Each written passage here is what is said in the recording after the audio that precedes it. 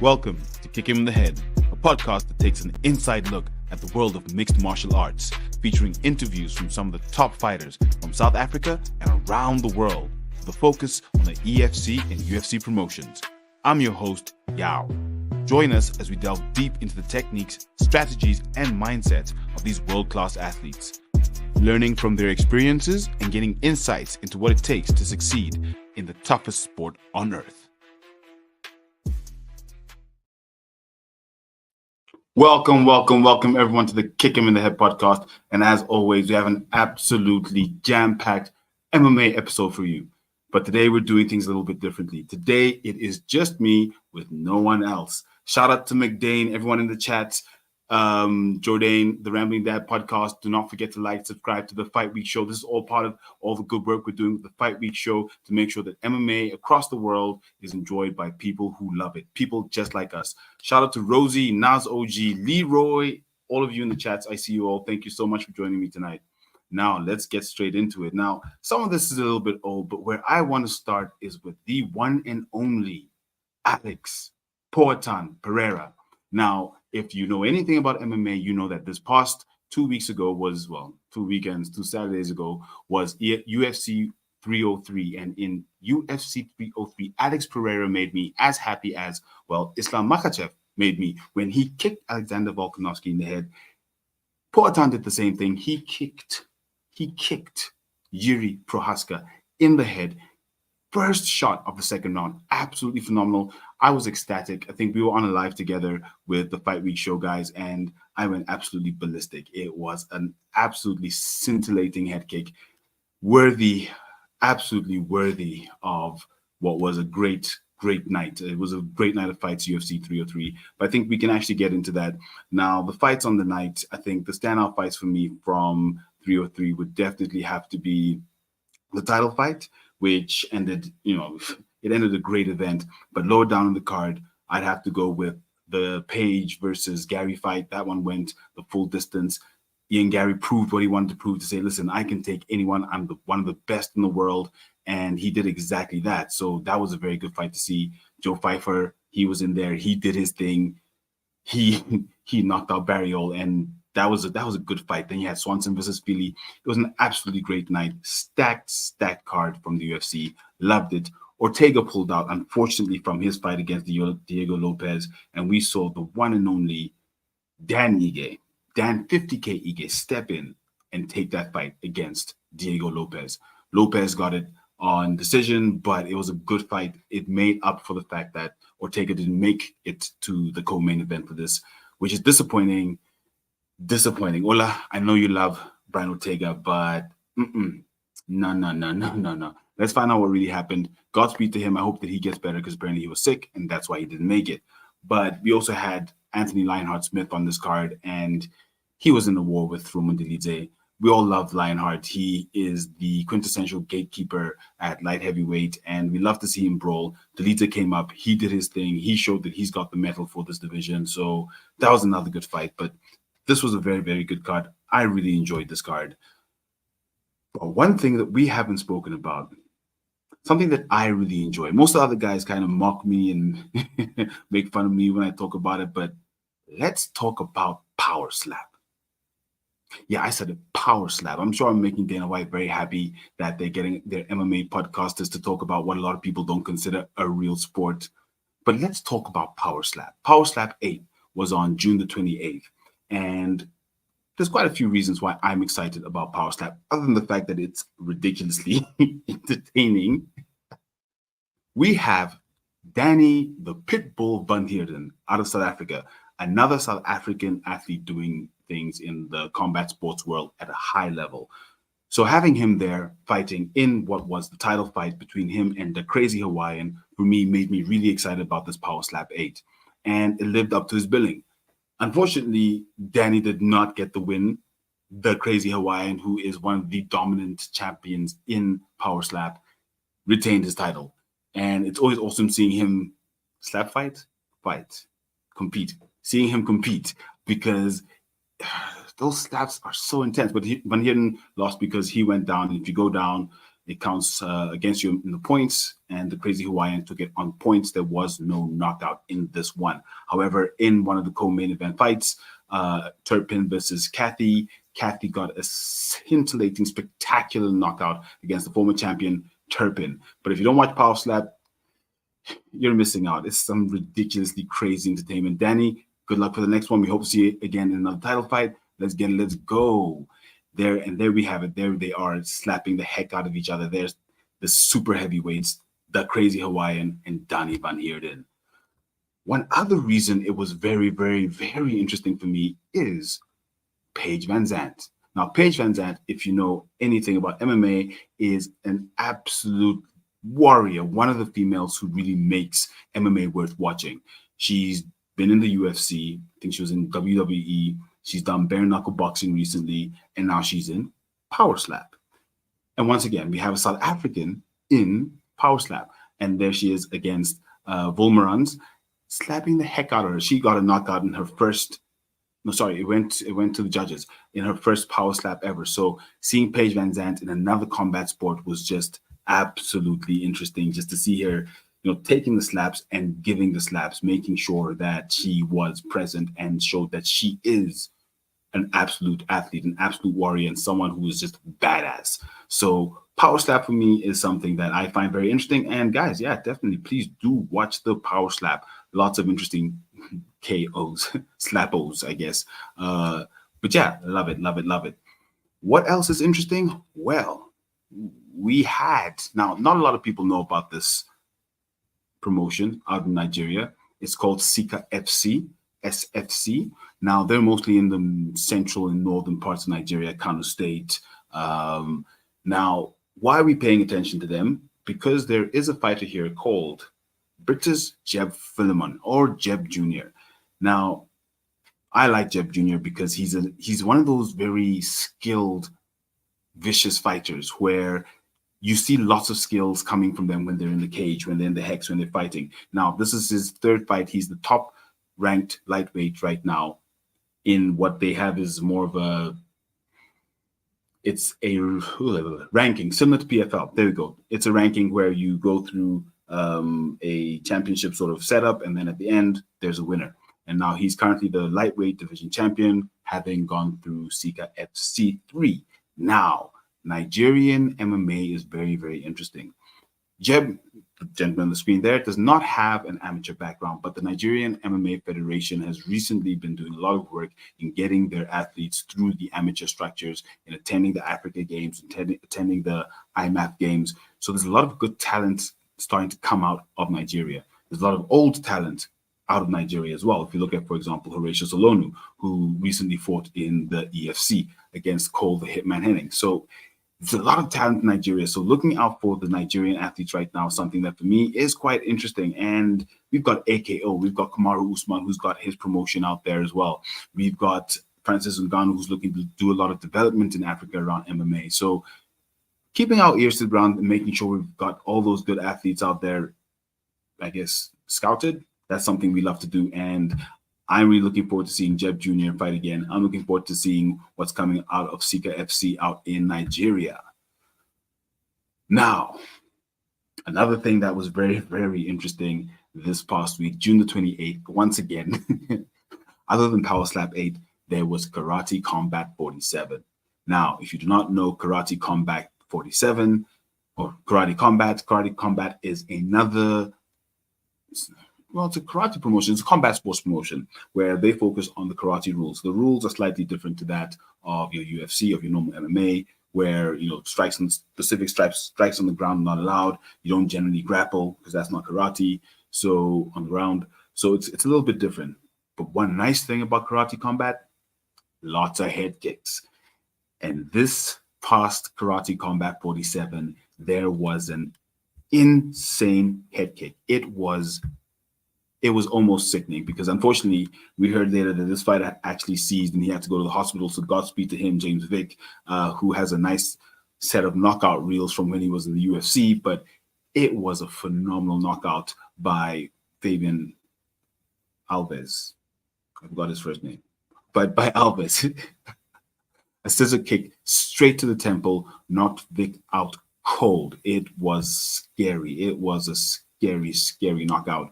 And go onto our Instagram, our YouTube. We've got the knockout there for you if you want to have a look at it. But this knockout was absolutely crazy. And Karate Combat head kicks. Yes, yes, yes. Let's get it. Let us go. Absolutely love it. Yes, shout out to the Rambling Dad podcast in the chats. Big Jockey hitting that South African scene this week. Yes, we are about to talk about that. McDane, Jordan, we are about to talk about EFC 115 coming up this Thursday, 11th of July in Johannesburg. Not in detail because tomorrow we do have our preview show. Ooh, I'm looking forward to that one. One other reason we're talking about Karate Combat this week is Asim Zaid, the president of Karate Combat. Now, why are we talking about him? Because he was involved in they call it the pit. They don't fight in a cage, they fight in a pit. He was involved in a pit incident where he choked out the cornerman of a fighter who had just fought, who was going to go and fight the other fighter who had just fought, which was ridiculous. It was crazy. It was insane. And he jumped in there and he choked the guy out. So if you have a look at the picture in the bottom right, he jumped into the pit and he choked out the aggressor. Now, let me put that into context. If you think about when Khabib jumped the cage to go and stomp Dylan Dennis, it's almost like Dana getting in there and choking out Islam or one of the cornermen who's involved in this practice. That's basically what happened in Karate Combat, which honestly, I personally feel is pretty freaking awesome. Like, let's go. Not in my pit, as he said, not in my pit. So I'm definitely going to be paying more attention to Karate Combat because lots of head kicks, lots and lots of head kicks. Very, very interesting. Lots and lots of head kicks. And we are hoping we have more of those at UFC Denver coming up this weekend. UFC Denver, Namajunas versus Cortez is a very interesting card. Now, the card started out with only 8 fights, but, as the UFC does, they always come to the party and they managed to make it a full card now. We're up to about 13 now, which is great. How many promotion? I don't know how many promotion presidents could do that and get away with it, Jordan, but he definitely did, and he did it in style. He made it look good. He just got in there, got the choke. He had an arm helping him, sure, and he just pressed down, and put him down. And it stopped everything because that guy was the aggressor. So, yeah, if you come to my promotion, you're going to cause trouble. You're going to get in trouble. And that's basically what happened. So I don't know how many people get away with it. Imagine Vince McMahon. Triple H choking someone out. I mean, that would be interesting. But Namajunas versus Cortez, yes, this card, for me, there's a few fights I want to talk about. In the words of Dana White, there's a few fights I want to talk about. If you didn't know, you didn't know. The first one we want to talk about is Santos versus Agapova. Why? Because Maria Agapova, we talked about in the Fight Week show about 3 weeks ago, where there was a story out that her family was looking to human traffic her. Before we talk about human trafficking, yeah. So the dude apologized as well, and McDane says the dude apologized to him, and all is well. Instead of pressing charges, so no charges were pressed against the guy who ran into the pit. But I mean, stupid guy. But yes, back to the card. Maria Agapova out of Kazakhstan. Now, there's a story recently about her being human trafficked. So we're hoping that she can probably come through and defeat Santos here in this fight. But with her record, I don't know. But it's going to be good to see her in the cage, having come back to fight from, being something as life-changing as the people who you love trying to sell you into human slavery. I mean, that is not cool.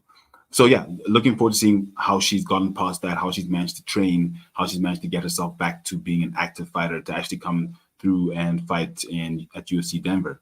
The other fights I want to talk about, Cody Brundage versus Abdul Razak Al Hassan. Now, why are we talking about this fight? Because Al Hassan is from Ghana. I support any Ghanaian fighter in the UFC. Unfortunately, I don't think he's going to win this fight. Let's see how it goes. He's about 38. Cody Brundage is 30. Record is 10-6 versus 12-6. Al Hassan is on a skid. Brundage is not on a streak. He just recently lost to, well, he was, let's call him the sacrificial lamb, to Bo Nickel on short notice. And it was a good fight whilst he was in there. So before that, he was on a couple of wins. So let's see how he can do against my countryman, Al Hassan. But I'm looking at that one definitely for an early finish, probably early in the second round. Al Hassan, look, prove me wrong, bro. Like, I'd love to see you like just get in there and get it done. But I think Cody Brundage on that one. But that's why we're talking about that fight. Then we've got Gabriel Bonfim, the knee specialist who took out Terrence McKinney, versus Angelusa, who's fighting for Switzerland, but I think he's originally Congolese, and that's why we're talking about it. He's a powerhouse out of Congo, used to fight out in the EFC, so looking forward to seeing him fighting. No, he's out of EFC? No. Stand to be corrected on that one. But looking forward to his fight. Powerful fighter against a very skilled fighter in the form of Bonfim. It's going to be that, for me, I think, fight of the night there. Definitely, that's going to be a good fight. Then the main fight, the main event, the fight of the night, Namajunas versus Cortez. Now, for me, this fight is a showcase. And I mean, we've got 3 female fights on this card. This fight is a showcase for the women's flyweight division. Now, we know Rose has come up from strawweight. You know, she's the former strawweight champion. Her record is currently 13-6, whereas Cortez is on an 11-fight win streak. She's 11-1, which means she only lost her first fight. First fight only. 11-fight win streak. With that record, going up against a former champion in the form of Rose Namajunas, for me, that signifies, you know, a fight that we want to see as fans, because if Cortez can get past Namajunas, she's there to stake the claim, to say, I am a true flyweight contender. Give me a title shot. Give me something. Give me number one. Make me number one contender, something. Whereas Namajunas, if she wins it, she's got the same claim. So this fight is the fight that's going to make the women's flyweight division stand up and say, okay, well, we have a new top contender. Rambling Dad podcast in the chat says Bonfim, Al Hassan, and Blackshear fights are going to be fire. Jackson versus Blackshear is going to be a good fight. Looking forward to that one at bantamweight in the prelims at UFC Denver. Now, next we talk about, let's see, who is next? What is next? EFC 115. Yes. And there you go. As you said, Rambling Dad podcast, Big Joffy hitting the South African scene this week. And there he is on the extreme right, Big Joffy. Joffy Holton, out of the UK, 5-3 record, coming to fight for the heavyweight title of the EFC against 4-0 phenom out of the Seychelles, Big Anthony Morel. And if you don't know Big Anthony Morel, you got to watch his last fight in the EFC, because he pulled a perfect suplex at heavyweight. You heard me. A perfect German Kurt Angle suplex at heavyweight. He is a dangerous fighter. He fights also out of Hexagon, out in France. I'm really looking forward to him fighting. I'm looking forward to having a heavyweight champion in the EFC. We haven't had a heavyweight champion in a while, an active one, since Triple H won the title some time back. So it's good to see the heavyweight division having a title fight happening, especially with international fighters. It's a real showcase for the EFC. And if you're not watching, you better be watching, because we all know that EFC cards are absolutely always stacked and always amazing. And there's a piece of information I didn't know. Joffy holds the fastest KO record for promotion Aries out in France. So Joffy Holton has the fastest KO record from Aries. If you don't know Aries is out of 9 seconds. Wow. Let's go. If you don't know Aries is a French promotion. Demar Pena is a former Aries bantamweight champion. He's the commentator for EFC. He will be commentating most likely at EFC 115, but that is very exciting to have a knockout specialist against a heavyweight suplex machine. Ooh, but the fight that makes this card worthwhile, that makes it worth watching. Igor the Goat Smiley Cabeza versus Dante Humphrey, the Phenom, King Cobra Mulenga. Oh my goodness. Oh my goodness. This fight, this fight, this fight is the one that is going to say we have a contender that needs to be fighting the best in the world no matter what. Igor Cabeza is the GOAT. He is the featherweight GOAT in the EFC. He recently captured the lightweight title against Kaleka Block Kabanda. We have Humphrey. He's 18-3. We have Humphrey, King Cobra Mulenga, 4-0 in the EFC. An absolute wrecking ball. He wrecked Cole the Hitman Henning, one of the long-standing stalwarts of the EFC. He absolutely wrecked him. If you see the power, I've spoken to one of the refs, my favorite ref. Shout out to you, my favorite ref, Preggy Valatham. We had a chat after one of Humphrey's fights, and he said, it's scary reffing his fight because the power that I am next to when this guy is going against after his opponents is scary. Putting those two together in a fight is what a good fight is made of, and I can't wait. We spoke to Smiley yesterday, and he said, listen, stylistically, I am looking forward to this fight because if I can show that I can avoid the power, if I can show that I beat Ronaldo Exton, one of my former combatants who gave me one of my O's, I beat him convincingly. He couldn't move. If I could beat him that way, grappling on the floor, wrestling, and I come in and I can beat a power puncher, you know I am undeniably the GOAT. And for Mulenga, if he can come in and say, I defeated the GOAT, what more for his career? He is skyrocketing. He becomes an instant superstar. So this fight. Oh, thank you, Graham Cartmel. Thank you, Ashley Calvert-Lewin. Thank you, EFC. This fight, this co-main event as well. Oh my God. Can't wait to see it. Rambling Dad says, EFC heavyweights better get ready. The man trains daily with Tom Aspinall and the heavyweight team too, including James Webb and Modestas Bukaskas. Wow. This fight just keeps on, this fight night just keeps getting more and more interesting.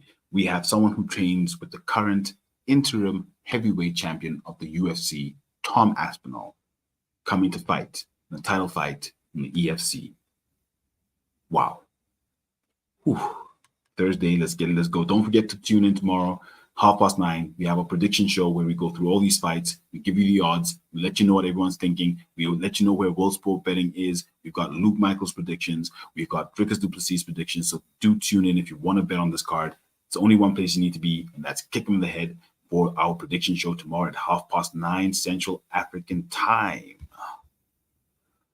Now, I put it up already, darn. Okay, so my favorite segment of this show, and we haven't done my show in a while. I've mostly been on the Fight Week show, but we are back now, Kick 'em in the Head. My favorite part, now you're going to wonder why Alex Poatan, the GOAT, Pereira is on the screen. That's because he is my fighter of the week. Yes. Fighter of the week this week, Alex Poatan Pereira, because what he's done in his short career in the UFC, having come from kickboxing, being a kickboxing champion, initially being seen as Adesanya's tail to say, oh, he's just followed Israel into the UFC, but he's just a kickboxer. What's he going to do? To being a double champ in two very competitive divisions and looking at a third, all within 2.5 years, something that no other fighter's ever achieved. So the fact that he managed to win this past week at UFC 303 by head kick. Take me now. Like I said at the beginning of the show, I was ecstatic, absolutely over the moon. And for that reason, he's definitely my fighter of the week. With everything he's done in his career, how his career has panned out, the fact that he got this head kick win, fight of the week, Alex Pereira, Poatan, let's get it, let's go. Looking forward to more fights from you. Looking forward to seeing you becoming an absolute legend in the sport. You're already one of the best within 2 years. Let's get it, let's go. Alex Pereira, fight of the week. Now, something that we did not expect to really be talking about, and unfortunately, it seems like there's going to be a really, really huge fall off for one of my favorite fighters. Honestly, I'm a big Khamzat fan. I like Khamzat. Kill everybody, kill him, smash everyone. Ah! You know, I love I love Khamzat. But it seems like, unfortunately, he has gotten himself involved in a crypto scam. So what happened is that this past weekend, Khamzat on Instagram was promoting a Smash coin, not with an E, with an A, Smash coin. And in this Smash coin, he was putting out all these promotional videos, crypto coin, you know, pumping up the price out of the blue. And all of a sudden, all of the people who were the base of the coin, I think it was about 17 people, he said, all of them sold their shares, which basically tanked all the shares. Now, when they tracked it back to see, because it's crypto, you can track these things, to see who had sold off all their shares, all of a sudden, the 12 or 17, I don't remember the number, accounts were all seemingly linked to Khamzat's team. Now, that is damning evidence for a fighter that and this is the thing, you know, they always say fighters have real lives. You fight, you know, you talk shit on social media, but you have real lives. And why Khamzat looks guilty here is because after this whole thing, he pulled all the videos from social media, all the promotional videos he had done. He pulled them all from social media. Now, if that doesn't make you smell a rat, let's see what would smell a rat. But he's looking insanely guilty, and right now it's looking like it's about to be one of the biggest fall-offs of one of the UFC's biggest stars. And you don't often see stars like what Khamzat was, where he was an absolute comet flying through the sky, heading towards a potential middleweight clash. We were talking about him in the same sphere as Dricus du Plessis. Oh, maybe Khamzat might. Oh, I don't really like that fight, but we were still speaking about them in the same context at a weight class he's only fought once at. That was a superstar. And now this has come and let's hope it does not destroy his career. Ramin Dad says smarter people used his name and credibility. So let's hope that's what happened. Let's hope that he was as scammed as those whose money was taken. But right now, it's not looking good for him. So let's see what happens. Let's see what happens. Ramin Dad says, I think he's being used by someone else and he's barely seen much from it. Look, let's see. You know, social media can be an evil beast. So let's hope that all the alerts and everything that we've seen so far are not what they seem. Naz OG says, "Damn, just read the full articles." Naz, you can enlighten us on exactly what those full articles say in the chats, and we'll see. But let's hope it's not the end of his career, because I really want to see him fight again.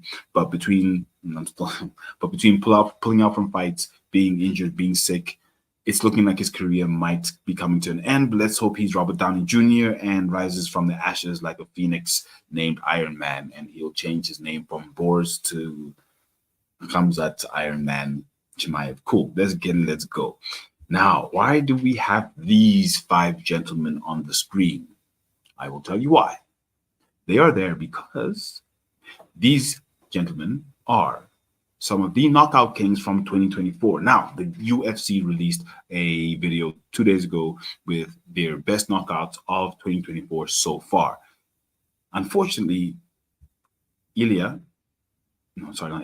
Islam's, I think it's ankle pick and submission RNC of Dustin Poirier does not feature, nor does Robert Whittaker's knockout of phenomenal knockout, uppercut knockout, just like Khamzat beat him against Aliskerov. That doesn't feature either. But the fights that do feature are, number 1, Alex Pereira versus Jamal Hill. Now, this was for the heavyweight title, interim heavyweight title. This is defense. His first title defense against Jamal Hill.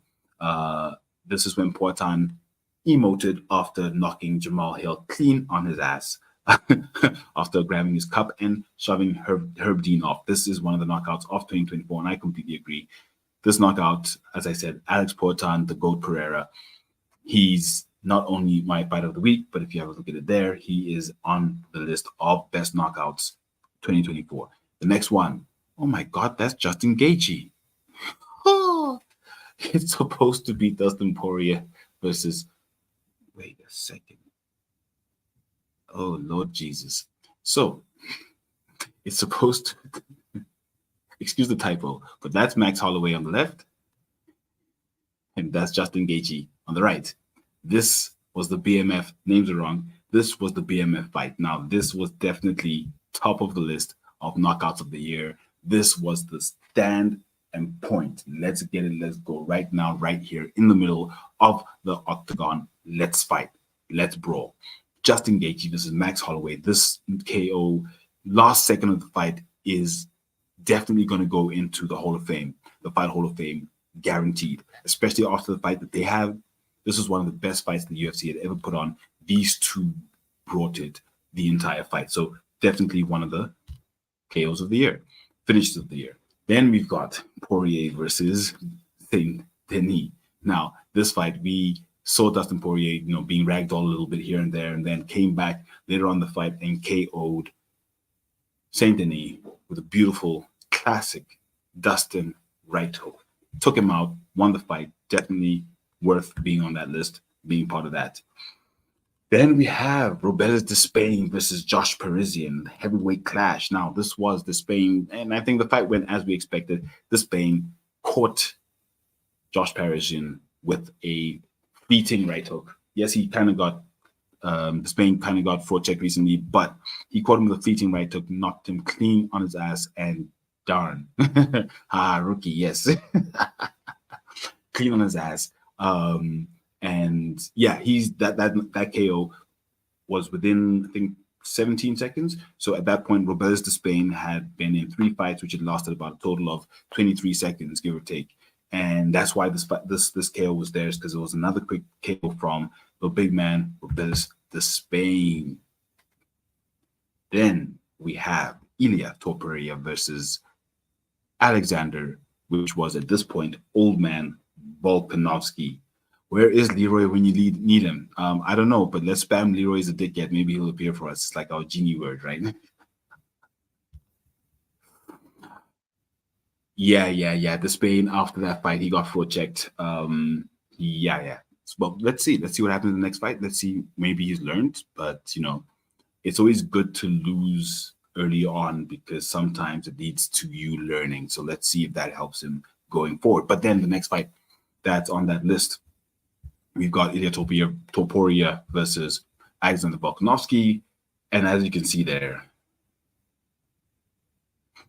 if you're a Volkanovski fan, it's very painful to look at. But yeah, he got KO'd clean with a left, right from Topuria, and he took him out.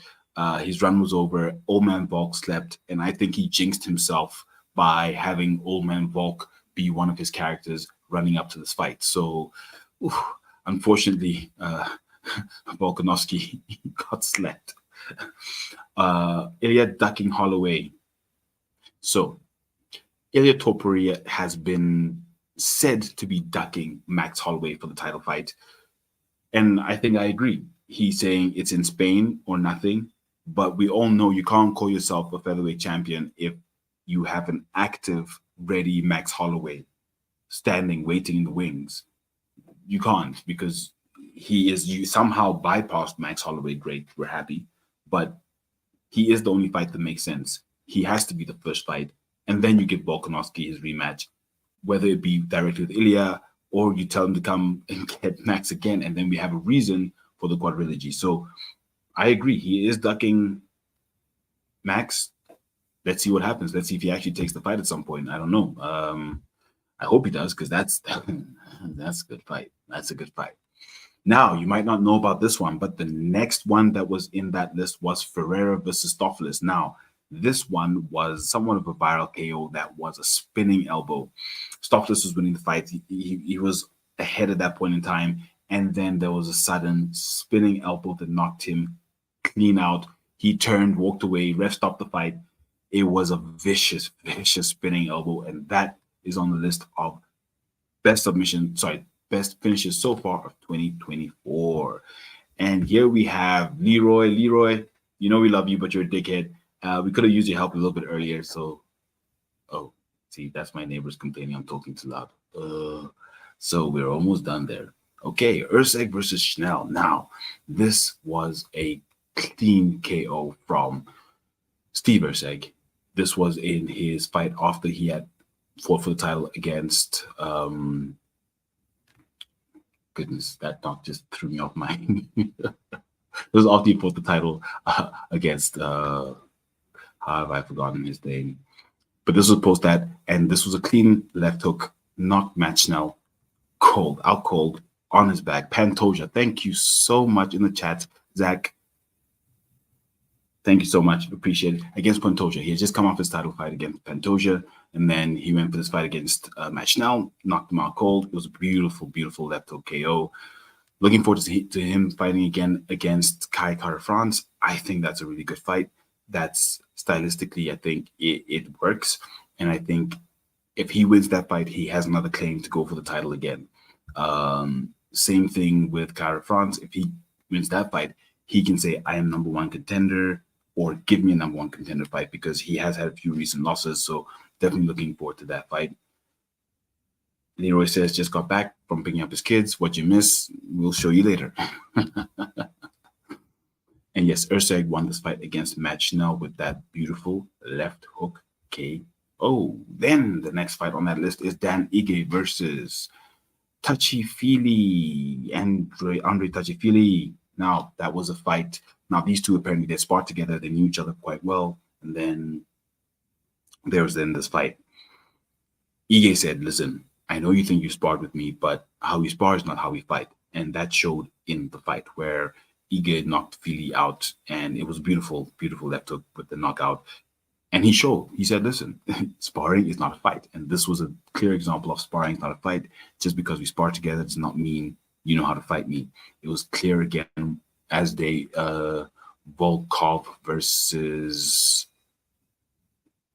help me again in the chat, recently Sergey Spivak, the knockout king who lost to Tom Aspinall, and now he's suddenly on a 2-fight winning streak from being one of the most dominant heavyweights. How are these names escaping me this evening? But same thing. They used to spar together, and it didn't quite work out in the fight. And we all saw what happened. He got bloody nosed and almost KO'd. Thank you, Sergey Pavlovich. Zach, you're an absolute rock star, absolute legend. Thank you so much. My name's today failing me, but yes, Sergey Pavlovich and Alexander Volkov used to spar together, and in the fight, you could see that they were not the same. Volkov was way ahead of Pavlovich somehow, and yeah, I think you dispelled it right. And it was a good fight, but here was another example of sparring is not fighting. The next fight. Now, this is an absolutely viral knockout. I love this knockout because it's almost as good as a head kick because it is a knee. Vinicius Oliveira put himself on the map with his knee on Spoja, knocked him out cold, bounced off the fence, laid flat, looked like he was dead. It was an absolutely sickening knockout. So big ups to him. Definitely worth having made the list. I agree with that. That was a just crazy KO. And once again, for the third time tonight, he has appeared. Poatan, in my books at this point, the GOAT, Pereira against Yuri Prohaska. Because, I mean, duh. This fight made the list. It just happened a week ago, and it already made the list for best KOs of 2024 so far. And I mean, for me, that just says everything about what Alex Pereira has achieved in his career so far, what he's achieved this year alone. He had to actually fight to get there. He saved this card. This card was about to fail because the main card guys pulled out. This card, McGregor couldn't fight Chandler. And we were like, oh no, UFC 303 is going to be. And he came through. Him and Jiri both stepped up and said, we will save this card. And they saved this card. So definitely 100% worth being on this list. Alex gets ruined by top 5 heavyweights. Leroy, we went through this last week. No, Alex does not get ruined. Alex beats Curtis. Now, I know stylistically that sounds a bit, because Curtis is a big wrestler and we know Pereira is standing on his feet, but for some reason, everyone wants to prove that they can knock Pereira out. And I think Curtis might fall into the same trap. Et voila, another Pereira win. So I don't think top 5. Can you take Aspinall? Not at this point, definitely no. Can you take John Jones? John wants to take him into the deep waters. And I think that would be an interesting fight. John Jones is John Jones. Okay, well, okay, let's yeah, okay, we'll talk about this on Wednesday, but I still think he has a chance. It's not as definite no. Tell me you're casual. That's it. Leroy is a dickhead.